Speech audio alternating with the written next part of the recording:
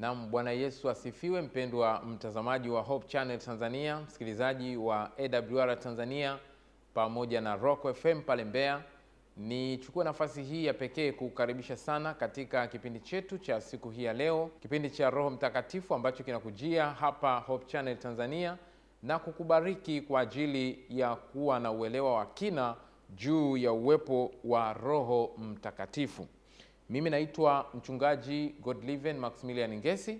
Nikukaribishe sana katika kipindi chetu cha siku hii ya leo. Kabla tujaanza basi nikualike tupate kumwomba Mungu. Baba yetu na Mungu wetu mtakatifu ishie juu mbinguni, tunakushukuru sana kwa kutupa nafasi ya kuweza kujifunza tena siku hii ya leo. Tubariki na kutuongoza tunapokuja kujifunza maneno haya kuhusu Roho Mtakatifu. Ebu Bwana yakaweze kuwa ni msaada mkubwa katika maisha yetu na safari yetu kama wanadamu, yakituandaa vema kwa ajili ya ujio wako mara ya pili. Mbariki mtazamaji, bariki nami pia ninapokuwa nikiwasilisha, bariki msikilizaji, na neema yako ikazidi kuwa pamoja nasi. Tunaomba kwa jina la Yesu Mwokozi wetu. Amen. Hiki ni kipindi cha Roho Mtakatifu na tupo katika kipengele ambacho kinazungumzia uwepo wa Roho Mtakatifu katika Agano Jipya. Leo tunaendelea tena baada ya kumaliza juma lililopita. Tuliangalia Roho Mtakatifu wakati wa kutungwa mimba ya Yesu Kristo. Na leo tunaangalia uwepo wa Roho Mtakatifu katika ubatizo wa Yesu Kristo. Sasa kabla sijaanza, ni vizuri ukafahamu jambo hili. Katika mpango wa wokovu tunaona nafsi zote tatu zimehusika kikamilifu. Na nafsi ambayo inahusika katika utendaji katika mpango huu ni Roho Mtakatifu. Maana ndiye anayemleta Yesu duniani hapa. Ndiye anayempatia uwezo wa kutenda kazi zake hapa duniani. Ndiye anayemsaidia katika huduma yake anayoifanya kama Mwokozi wa wanadamu. Na kama ambavyo tutajifunza siku ya leo, ndiye ambaye pia anadhihirika wakati ule wa ubatizo. Kwa hiyo utagundua ya kwamba Roho Mtakatifu ana jukumu nyeti sana katika mpango mzima wa ukombozi, na tunapaswa tulifahamu ili tuweze kumwamini Yesu Kristo kama Mwokozi na kumwamini Roho wake ambaye yeye amemtoa kwa ajili ya kutusaidia na kutuandaa kwa ajili ya uzima wa milele. Sasa leo tunaangalia Roho Mtakatifu wakati wa ubatizo wa Yesu Kristo. Ni kwa jinsi gani katika tukio hili la ubatizo wa Yesu Roho Mtakatifu anadhihirika hapa? Ni kwa jinsi gani uungu wake umedhihirikaje? Uwepo wake kama nafsi umedhihirikaje? Tutajifunza kwa kina. Kaa nasi kwa siku hii ya leo ili tuweze kujifunza jambo hili kwa upana wake. Sasa ili tuweze kufahamu, ni vizuri tukajifunza jinsi waandishi wa Injili, vitabu hivi vya Injili, walivyoandika tukio hili la ubatizo. Nitachukua waandishi watatu, wa kwanza Mathayo, wa pili Luka na watatu ni Marko. Tuone jinsi walivyofunua tukio la ubatizo wa Yesu Kristo, na kutokea hapo tutaangalia uungu wa Roho Mtakatifu, lakini pia tutaona uwepo wake kama nafsi. Tuanze na Mathayo. Katika kitabu cha Mathayo sura ile ya 3 na mstari wa 16 mpaka 17, neno la Bwana linasema: naye Yesu alipokwisha kubatizwa, mara akapanda kutoka majini, na tazama mbingu zikamfunukia, akamuona Roho wa Mungu akishuka kama hua, akija juu yake. Na tazama sauti kutoka mbinguni ikasema, huyu ni mwanangu mpendwa wangu, ninayependezwa naye. Huyo ni Mathayo, anaandika tukio la kubatizwa kwa Yesu Kristo kwa namna hiyo ya pekee. Sasa twende kwa Marko, yeye anaandika vipi? Kitabu cha Marko sura ya 1 mstari wa 9 mpaka wa 11. Biblia inasema, ikawa siku zile Yesu alikuja kutoka Nazareti ya Galilaya, akabatizwa na Yohana katika Yordani. Mara alipopanda kutoka majini, akaona mbingu zinapasuka na Roho kama hua akishuka juu yake, na sauti ikatoka mbinguni, wewe ndiwe mwanangu mpendwa wangu, nimependezwa nawe. Marko naye anaeleza kwa namna ya pekee sana juu ya tukio la ubatizo wa Yesu Kristo. Twende kwa Daktari Luka, maana Luka alikuwa na taaluma ya udaktari. Yeye anaandika vipi kuhusiana na tukio hili la ubatizo. Luka sura ile ya 3 na mstari wa 21.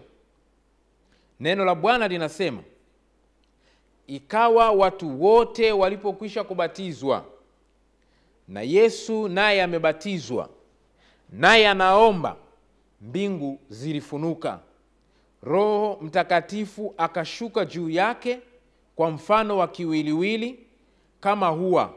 Sauti ikatoka mbinguni, wewe ndiwe mwanangu mpendwa wangu, nimependezwa nawe.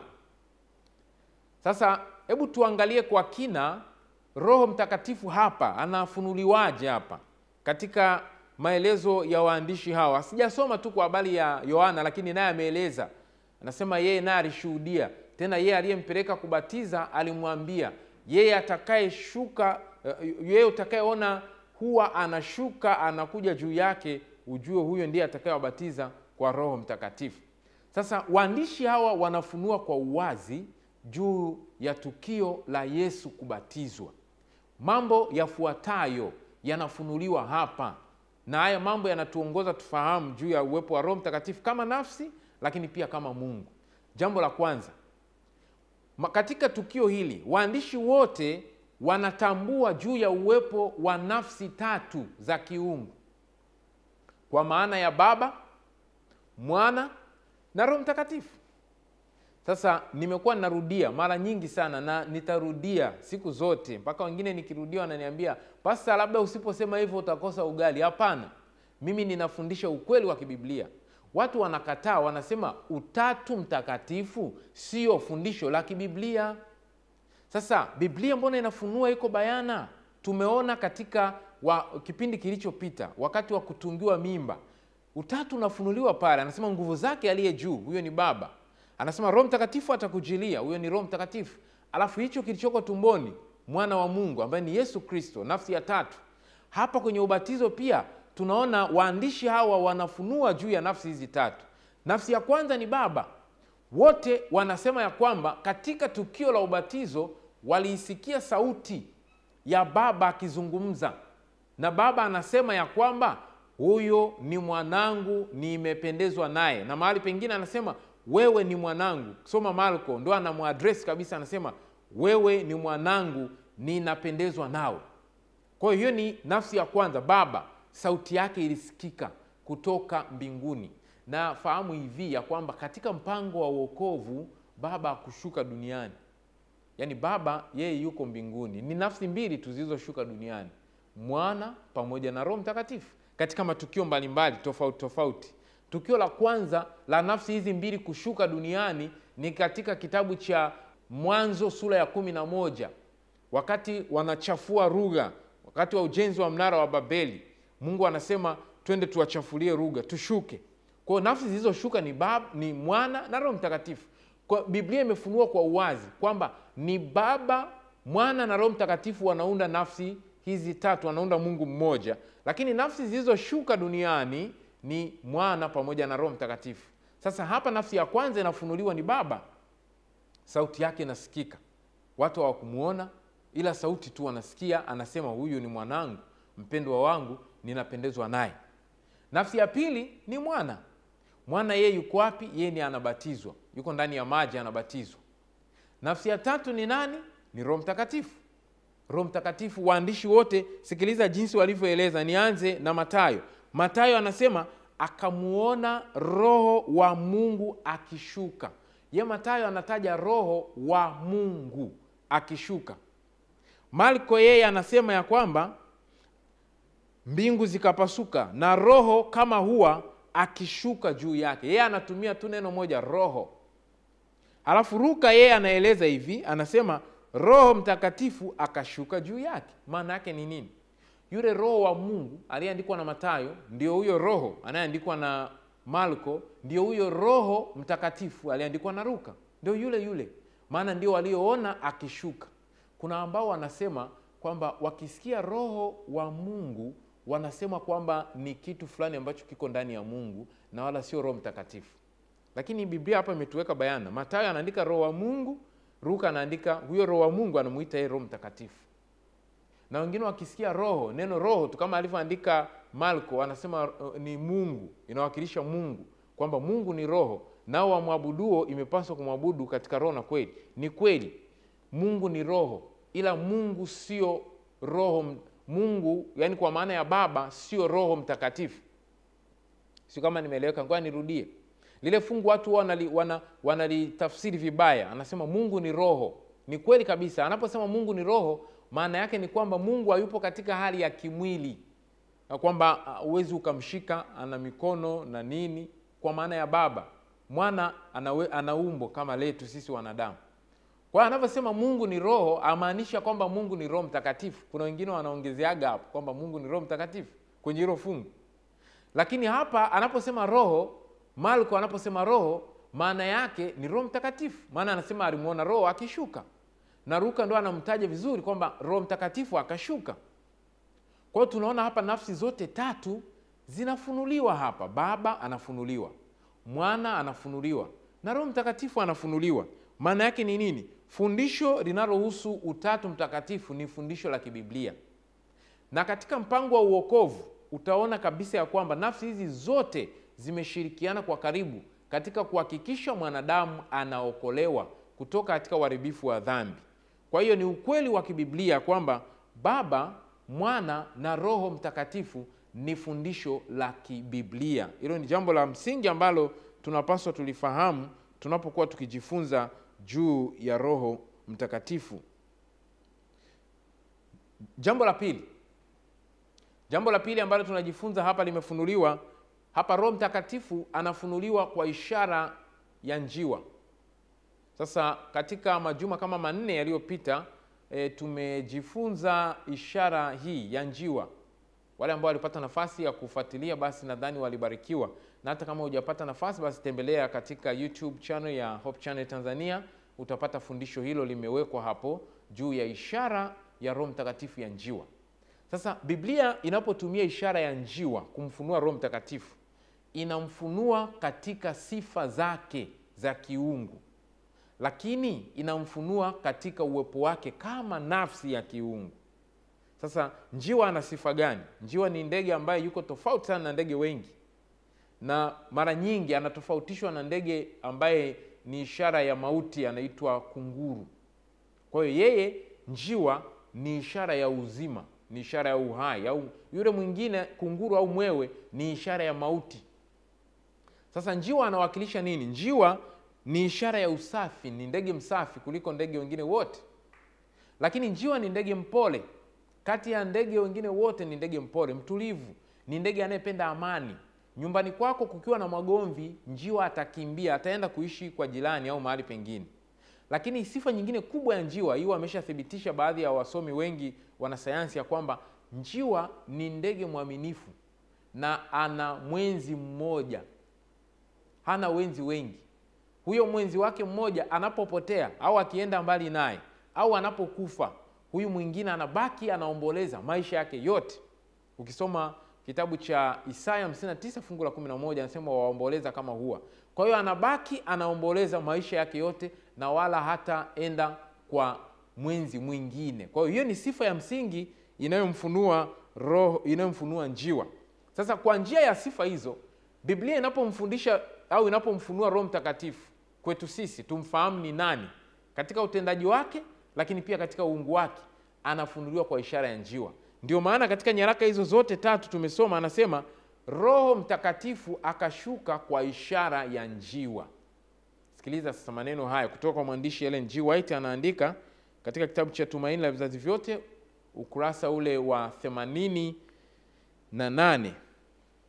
Ellen G. White anaandika hivi: katika tukio hilo la ubatizo wa Yesu, wakati Roho Mtakatifu anashuka kwa ishara ya njiwa, anasema moja kwa moja kutoka katika kiti cha enzi hutoka miale ya utukufu wake.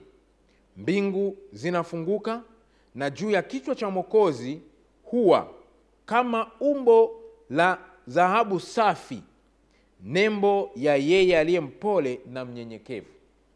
Kwa hiyo njiwa inamfunua Roho Mtakatifu katika sifa yake ya upole na unyenyekevu. Hizi ni sifa kubwa sana ambazo zimefunuliwa kwa Mungu, kwa Baba, Mwana na hata Roho Mtakatifu. Roho Mtakatifu anafunuliwa kwa sifa ya upole na unyenyekevu. Nabii anaandika hapo, ni kama vile Yesu Kristo. Yesu anasema katika Mathayo 11 fungu la 29, anasema jifunzeni kwangu kwa maana mimi ni mpole na mnyenyekevu wa moyo. Kwa hiyo Yesu Kristo ni mpole na mnyenyekevu wa moyo. Hata Roho Mtakatifu na yeye ni mpole na mnyenyekevu wa moyo. Wanafanana hiyo sifa za kiungu, maana wote wana asili ya kiungu. Na Yesu hiyo sifa yake anamfunua Baba. Kwa hiyo Baba pia ni mpole na mnyenyekevu wa moyo. Kwa hiyo utagundua ya kwamba Biblia inapotufundisha juu ya uwepo wa Roho Mtakatifu, na hasa kwa ishara ya njiwa au hua, inatufunulia tufahamu juu ya uungu wake, juu ya sifa zake za kiungu na uwepo wake kama nafsi. Hapa anafunuliwa kama nafsi. Kwa nini? Biblia inasema akamuona Roho wa Mungu akishuka. Na hiyo inafuta mafundisho ya uongo yanayosema kwamba Roho Mtakatifu ndiye Yesu Kristo. Kwa nini? Kwa sababu Yesu anabatizwa, lakini wakati huo huo maandiko yanasema Roho Mtakatifu anashuka.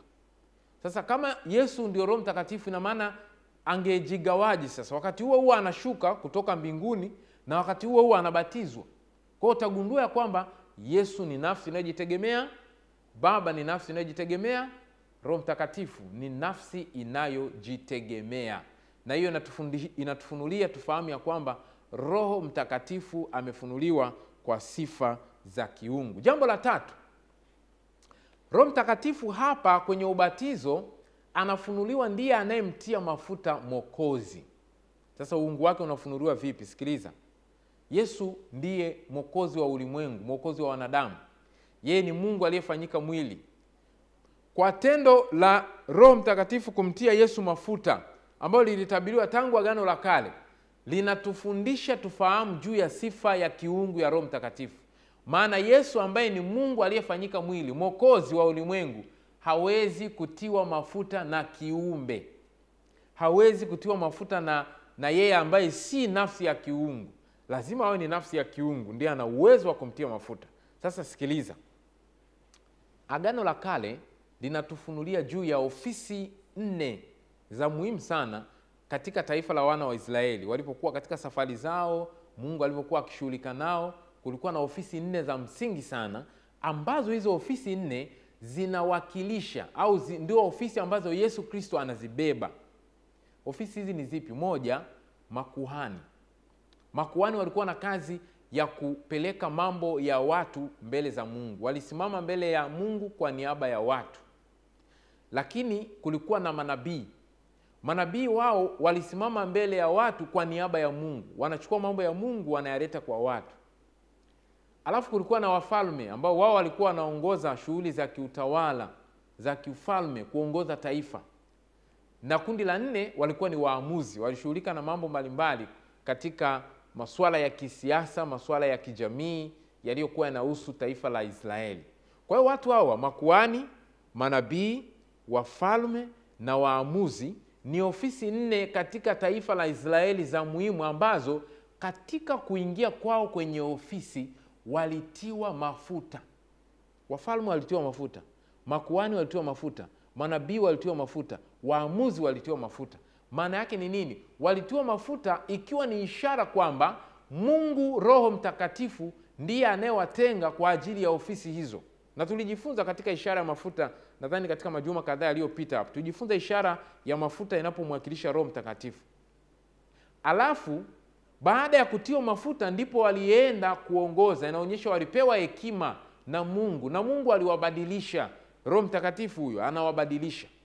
Sasa kutiwa kwao mafuta kuliwakilisha tukio moja la kihistoria la Yesu Kristo kuja hapa duniani na kutimiza utume wake. Maana Yesu Kristo ni nabii aliyeahidiwa. Yesu Kristo ni kuhani, tena si tu kuhani, ni kuhani mkuu. Yesu Kristo ni mfalme, tena si mfalme tu, ni mfalme wa wafalme. Yesu Kristo ni mwamuzi mkuu. Yeye mwenye ofisi zote hizi lazima atiwe mafuta na Roho Mtakatifu.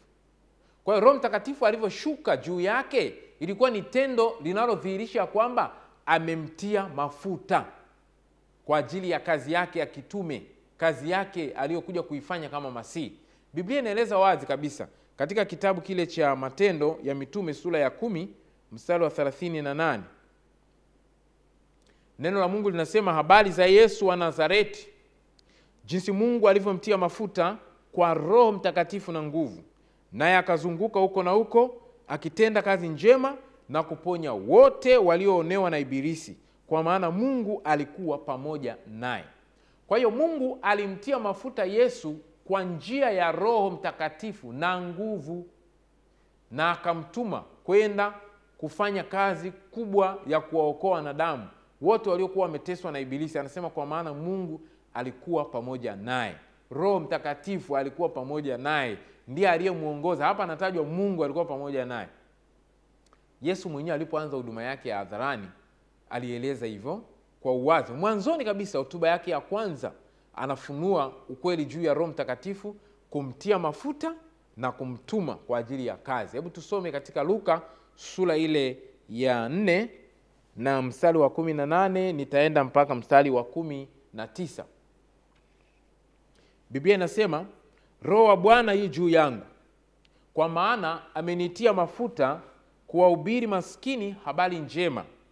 Amenituma kuwatangazia watumwa kufunguliwa kwao, na vipofu kupata kuona tena, kuwaacha huru waliosetwa, na kutangaza mwaka wa Bwana uliokubalika. Mambo mawili katika fungu hili. Jambo la kwanza yanayofunua uungu wa Roho Mtakatifu.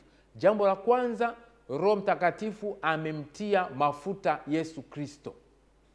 Jambo la pili, Roho Mtakatifu amemtuma Yesu Kristo. Sasa sikiliza. Katika kufundisha kwake Yesu alisema Baba amemtuma. Lakini pia fungu hili Yesu anamfunua Roho Mtakatifu amemtuma. Kwa hiyo utume wa Yesu Kristo kwa mujibu wa fungu hili umetoka kwa Roho Mtakatifu, na kwa mujibu wa mafundisho yake mengine umetoka kwa Baba. Maana yake ni nini? Hizo ni nafsi za kiungu na zinafanya kazi kwa kushirikiana kwa pamoja. Hapa tunaona uungu wa Roho Mtakatifu, maana ni yeye anayemtia mafuta Yesu Kristo. Anamtia mafuta, lakini si tu kumtia mafuta, anamtuma kwenda kufanya kazi hizo, kuwaokoa wanadamu ambao wamesetwa au waliokuwa wamefungwa na vifungo vya ibilisi. Hayo ni mambo ya msingi ambayo yamefunuliwa hapo, yanayoonyesha ukweli ya kwamba Roho Mtakatifu ni nafsi ya kiungu, lakini pia anatuonyesha tufahamu ya kwamba Roho Mtakatifu ni Mungu kamili kabisa, kama vile alivyo Baba, kama vile alivyo Mwana. Jambo la mwisho kwa siku ya leo, nini tunajifunza juu ya Roho Mtakatifu katika tukio hili la ubatizo wa Yesu Kristo? Roho Mtakatifu anachukua jukumu nyeti katika kumshuhudia Yesu Kristo na kumtambulisha Yesu Kristo kama Mwokozi. Sasa tukio la ubatizo wa Yesu ilikuwa ni tukio la kumtambulisha Yesu. Baba anatamka maneno na Roho Mtakatifu anashuka juu yake akimtambulisha kwamba huyu ndiye Baba aliyemtenga kwa ajili ya kazi. Huyu ndiye Masihi, huyu ndiye Mwokozi wa wanadamu. Kwa hiyo hapo tunaona Roho Mtakatifu ana jukumu nyeti la kumshuhudia Yesu Kristo. Jukumu hilo ni la muhimu sana. Yeye ndiye anaye uwezo wa kumshuhudia Yesu Kristo. Yohana anaandika katika Yohana 1 mstari wa 32 mpaka 34.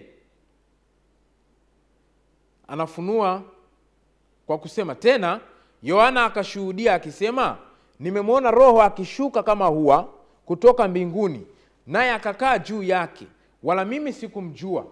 Lakini yeye aliyenipeleka kubatiza kwa maji, huyo aliniambia, yeye ambaye utamuona Roho akishuka na kukaa juu yake, huyo ndiye abatizaye kwa Roho Mtakatifu. Nami nimeona tena nimeshuhudia ya kuwa huyu ni Mwana wa Mungu. Kwa hiyo Roho Mtakatifu anashuhudia ya kwamba Yesu ndiye Mwana wa Mungu. Na ndio maana maneno yalitamkwa kabisa pale. Tutaona katika kipindi kinachofuata jinsi ambavyo shetani pia anamjaribu Yesu, kumpatia mashaka katika kile ambacho Mungu ameshakitamka. Mungu anatamkaje? Huyu ni mwanangu mpendwa wangu, nimependezwa naye.